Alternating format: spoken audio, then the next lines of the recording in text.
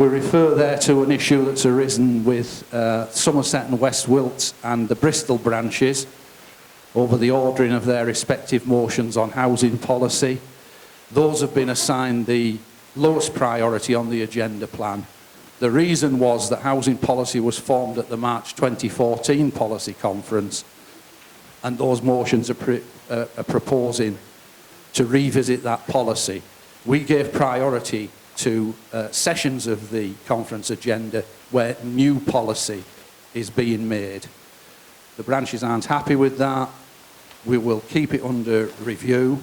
If the branches that moved the composite in March reach agreement with one or two of those branches that it would be advantageous to discuss those motions, then SOC will review it. But at present, they're in one of the sections where it looks extremely unlikely that conference time will be found. There were some other issues about positioning within the agenda. Our position remains as set out in the 4th paragraph on page 4 in relation to those. One on the fight against austerity in a social republic, and one on the standing army and the people's militia. The movers are free to challenge the SOC's decisions after I've completed presentation of this report, if they wish. Page 5 is an errata, speaks for itself, I think. A number of omissions from the final motions and amendments book, but they are now back on the agenda. If there are any issues with that, please come to the table and see us. Where amendments were omitted from the final motions and amendments book, we've put them into Appendix 2 of this SOC report. And I repeat the apology we give on top of page 6 to the proposers and seconders for those items that we omitted. On order of debate, our criteria was branches before individuals, and within that, chronology of submission. We felt that we had to give some encouragement to branches who get motions submitted in good time, as opposed to that bulge that we had for both motions and then for amendments in the final hours of the last day. So it's simply that. Yeah, sorry. One proposal for amendment to the order set out is that we made an error in subject order. Standing Order 5242 requires that motions go in subject order, and we split one on Latin America from one on Venezuela. So we're moving the Venezuela one behind the Latin America one. If this report is approved, then you're approving that. Section 6 gives the reason for the small number of motions and amendments that we disallowed. I think those speak for themselves. We've given the reason. We've elaborated on the reason given in the motions and amendments book. If any of the branches or individuals want to challenge those disallowances, then they can do that as soon as I've completed this report. On page 7, give a report on late compositing. This was compositing that was agreed too late to go in the final motions and amendments book. There's only one item, and that's on War and Peace in section 5, where the movers of motion C have accepted amendment C1. So if you can mark your motions book that in session 5 international, amendment C1 has been accepted by the movers of motion C.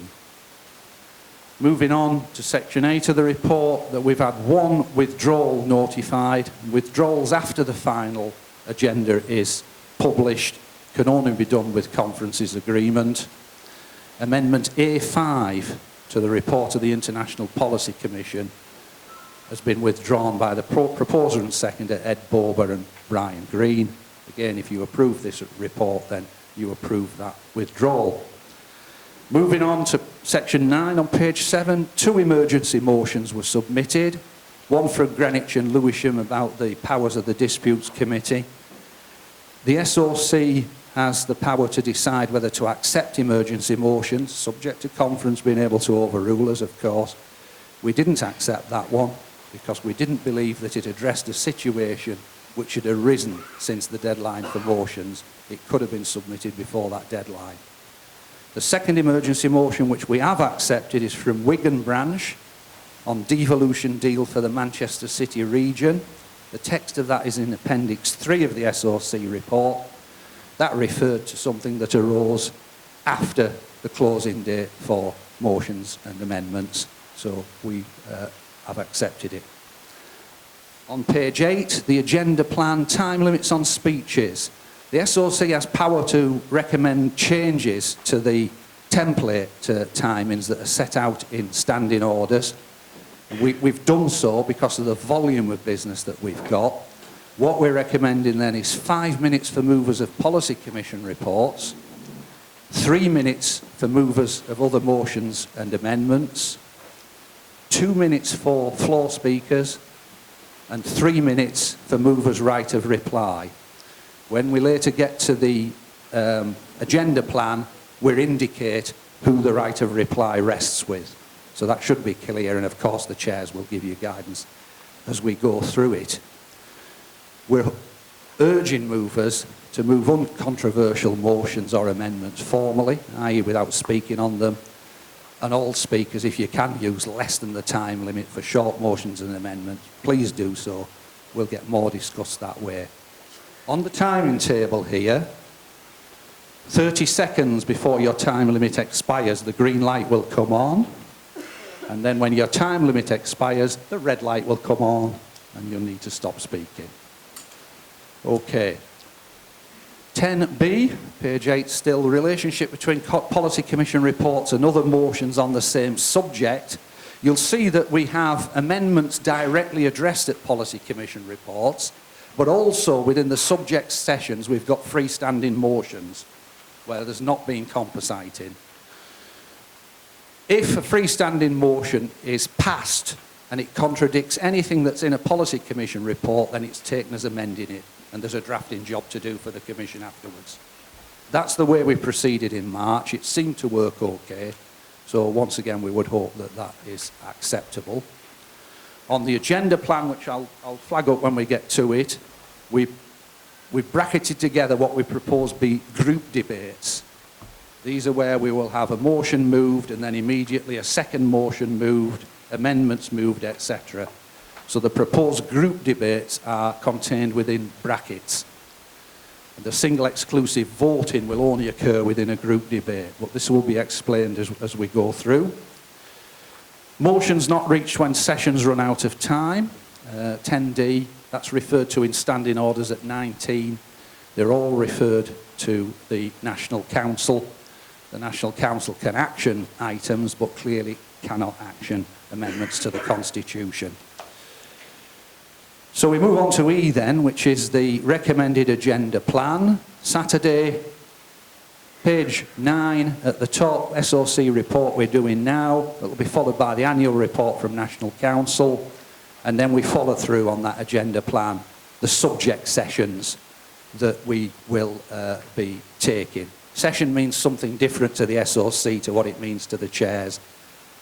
Session means time to the chairs. Session means subject to us. So hope that doesn't cause any confusion, but that's the dichotomy on that one. Moving on to Sunday, we've got the agenda there, and here we have an error, I'm afraid. Simply amended. Second slot, 11:30 to 12:25, it says Session 8 Disputes Committee Annual Report, Standing Orders and Procedures. That doesn't take 55 minutes, it takes 25 minutes, as you'll see when you get to the speaking plan. So that should say 11:30 to 11:55, and 11:55 to 12:25, we're now going to take equality. So that's moved in from the afternoon, and the half hour that we gain is taken up on session 12 on page 10, which is electoral strategy. I see that hasn't made it into the printed edition either.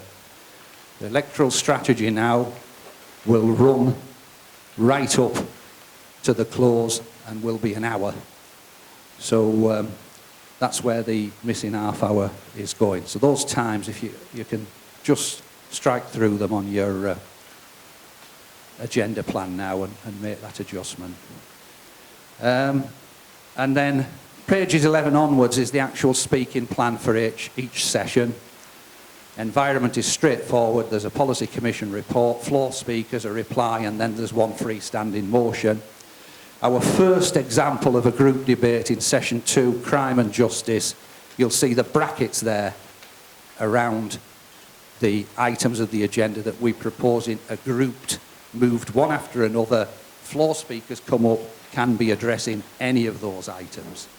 So floor speakers are not coming up on individual items. And then on some of them you will see nothing on 11 and 12, but by the time we get to page 13, voting guide on the group B, A and BB. That's the first occasion on which we're proposing single exclusive voting on 2 amendments. This is on the debate on Islamic State and Western intervention in Iraq, where the amendment moved by John Penny and Susan Pashkoff is incompatible with the amendment moved by John Tumman and Mark Anthony France. So we're proposing there single exclusive voting on those amendments. Okay, the rest I think all speaks for itself, and the appendices contain the various items that I've referred to. So I'll formally move the SOC report, Chair. Thank you. Put it to conference for approval. I do realise